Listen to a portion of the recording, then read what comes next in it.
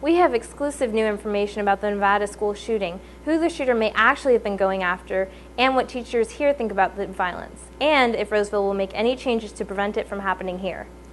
Road construction causing delays and parking problems. So why weren't parents and students notified? We'll hear from the school and the city who are blaming each other. Tunnels under the school, many students have heard stories about them, and many have never even heard of them. We'll take a look at the mystery that surrounds them, all that and more on this final TigerCast News. From Studio 403 in Roseville High School, this is TigerCast News.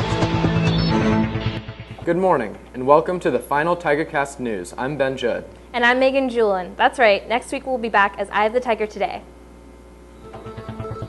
We begin today's TigerCast with breaking news out of Nevada. Last week, a 12-year-old student, Jose Reyes, opened fire at Sparks Middle School, killing teacher Michael Lansbury and injuring 2 other students. Today, we have new information from an Eye of the Tiger exclusive interview with an eyewitness who is also one of the shooter's friend. Sandra Wolf told us that Reyes was actually targeting a different teacher, Ben Tucker. She continued to say that this was obvious by the way that Reyes was telling others, including students and Lansbury, to move out of the way. According to the student, Reyes hated Tucker, but the witness did not know of a specific motive. We now turn to Eye of the Tiger reporter Iman Richmond, who got this exclusive interview. So, Iman, how did you receive this information? Well, Mr. Ritter had assigned me and another student, Richard Finchel, actually, a project on who could find the name of the shooter. So, and it was an in-class assignment. It was supposed to be 20-30 minutes. And the whole class had searched, and we could not find the name of the shooter. Turns out that they did not want to release the name of a minor due to legal purposes and the respect for the family, you know.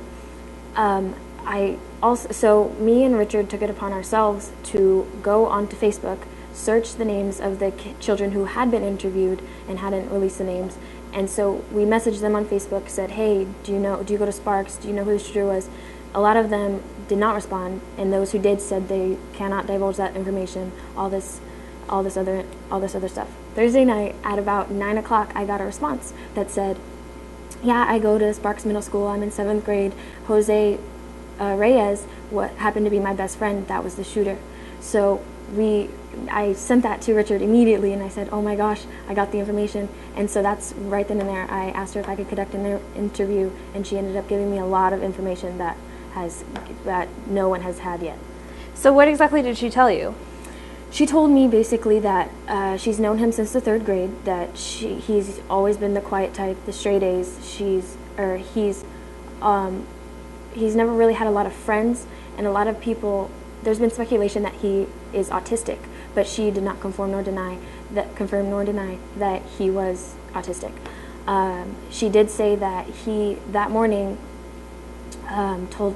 went to school with the weapon on him and said, everyone get out of my way, I'm going to South Hall. And once they asked him what's in South Hall, he replied with Mr. Tucker. Mr. Tucker turns out to be the teacher that he had targeted, that he wanted to physically harm with the weapon he had. And Mr. Michael Lansbury, who had been accidentally killed that morning, just got in his way. That's extremely tragic, and our thoughts are with the families and friends of the victims in the shooting. And thank you so much, Imam, for your time. Of course. Thanks, Megan. The Nevada shooting involves teachers, and Massachusetts also saw a targeted killing of a teacher this week. This violence has us asking, do teachers feel safe here? Austin Daly has the report. Morning of October 21st, a student from Sparks Middle School in Nevada carried a pistol to school and ended up wounding 2 students and killing 1 teacher. But RHS English teacher Kelly CAPELL is not concerned about that happening here. No, I think it's a very small percentage of schools that this actually happens when you consider all the schools in the nation. So I don't feel less safe. Maybe more aware, but not less safe. According to Officer Cortez, Roseville does not have any plans to change security procedures as a result of the incident in Nevada. Well, we just, not so much recent changes, but we have continuous training of what we call active shooter scenarios. So as law enforcement officers, we did an active shooter scenario with the staff here a while ago, and then myself, we keep doing trainings at the police station for situations like that. Since the shooting, some students have expressed sympathy for the victims. So obviously I feel really bad for those 2 7th graders that were shot, and the teacher too. But I feel like the school should really press down on like their policies so they can keep everybody safe too. Ultimately, CAPELL feels the emphasis should be on prevention. Continuing to educate students and teachers about bullying, because that seems to be a cause in a lot of these shootings. I mean, there's always going to be 1 or 2 students out there who are upset about something or having some major issues. So we'll continue to follow any developments on this story. We continue today's TigerCast with more breaking news, this time out of the California Department of Education.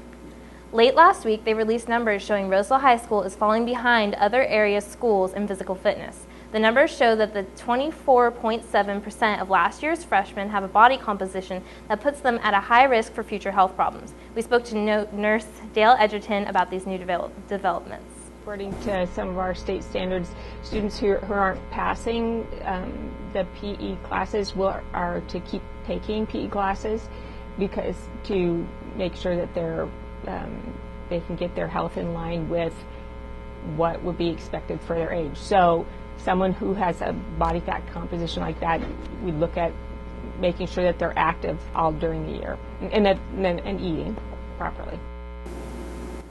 This compares to the rate of 1 in every 4 students in the Sacramento region that are considered high risk by the state. Next week, we'll take a more in-depth look at these numbers and find out if Roseville High School is looking to improve these numbers.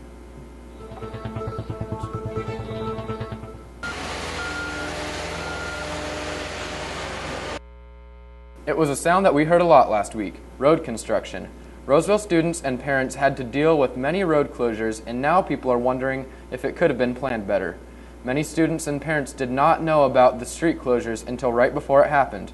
Assistant Principal John Coleman says he would have notified students and parents about the closures if the city had notified them. Quote, "Had the contactor been more responsive to my attempts to contact them, we would have been able to send out detailed information to all our parents and students," end quote. He continued to say all his calls went unanswered by the city, and agrees that construction could have been done during the weekends or over Thanksgiving break.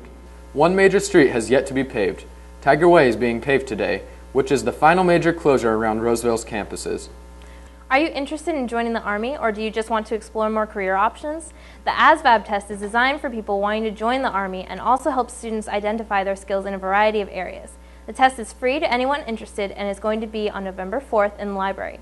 Taking the test does not obligate participants to join the Army, but it could help students decide what job areas would be best for them. The sign-up sheet for the test, as well as further information on the test, is available in the College and Career Center. We're told spots are filling up fast, as there is only room for 50 students. Still not set on which college you want to attend? Today, during one lunch, university booths will be lining Campo Street to promote a wide range of colleges. Teacher alumni will be ready to provide information from their experiences at each campus.